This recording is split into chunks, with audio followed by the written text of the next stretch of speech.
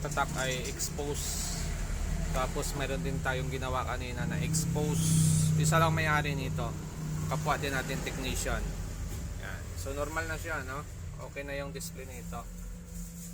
Yan, normal na yung display niyan. So ito naman ang trouble natin.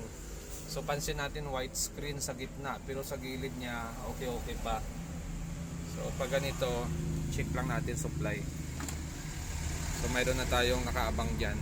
Kasi ito, na-set up na natin to. So nagawa na natin siya. Papakita ko lang sa inyo yung una nating ginawa rito para matrace natin kung saan yung issue. Tester natin. Tapos ground lang tayo. Check natin kung mayroon tayong ground. Okay, mayroon. Yan, pasok.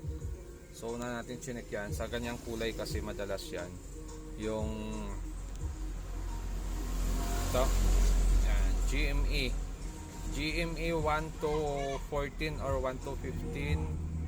So ito GME 1 natin ay 15 volts. Pasok, ano? 15 volts. So yung GME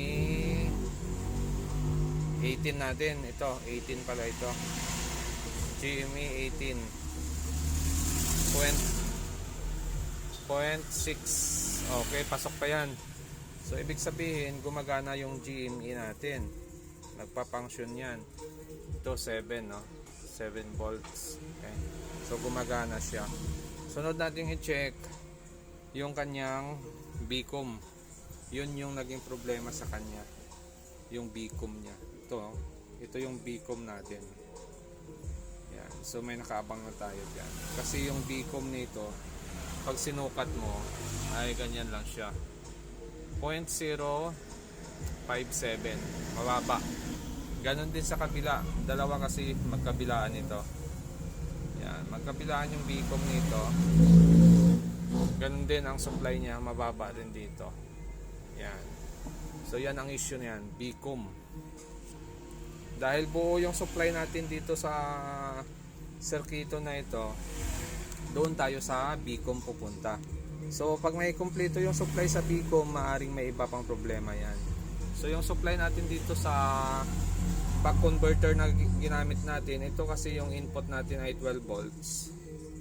Tapos bababa yung supply nito. Naset ko na ito sa 4.1 volts. Yan yung kailangan ng Bcom natin para mag-clear yung display. Kasi pag mag-overvolts naman ang Bcom natin, hindi na rin kagandahan sa display niya. So yan, no? Pansin nyo ba?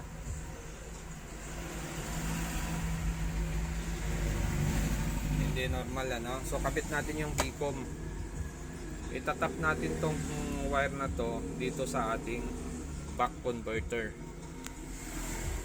Yan. So naitap na natin yung wire na yan.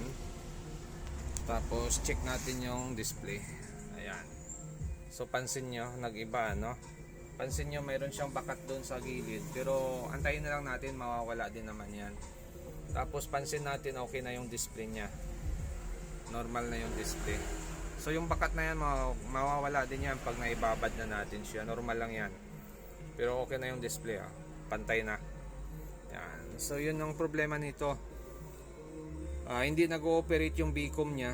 Kaya ganun ang problema. So magkabilaan yung Bcom natin kasi magkahiwalay sila ng operation sa trigger ng switching ng kanyang Bcom. So kailangan natin mula dito mag-jumper din tayo papunta rito. Pero yung pinaka-supply natin sa Bcom, ito na yung ginamit natin para mag-okay na yung display niya. So kung bago lang kayo sa aking channel, huwag kalimutan mag-subscribe sa susunod ulit natin na video. So ganito lang issue nito, missing lang sa Bcom. So nag-add na lang tayo ng panibagong supply para sa Bcom.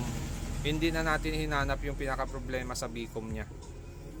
Wala rin tayong kinat na circuito dyan.